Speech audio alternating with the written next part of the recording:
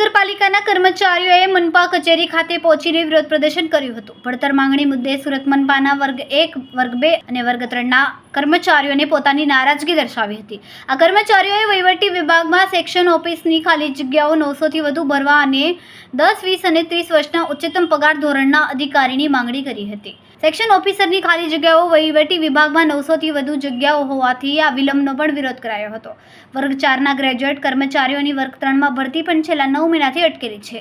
આ ગ્રેજ્યુએટ કર્મચારીઓના હક વર્ગ 4ના જે કર્મચારી ગ્રેજ્યુએટ છે તેમના વર્ગ 3ના ક્લાર્ક તરીકે ભરવાની પ્રક્રિયામાં પણ વિલંબ છે, જેના કારણે નારાજગી વધી છે. સુરત મનપા ખાતે આ કર્મચારીઓ બેનર લઈને વિરોધ નોંધાવવા માટે પહોંચ્યા હતા. આ દરમિયાન તેમણે ગરબા રમીને વિરોધ પ્રદર્શન કર્યું હતું. જો માંગ પૂરી નહીં થાય તો દશેરાના દિવસે પૂતળા દહન કરીશું તેવી ચીમકી કર્મચારીઓએ ઉચ્ચારી હતી.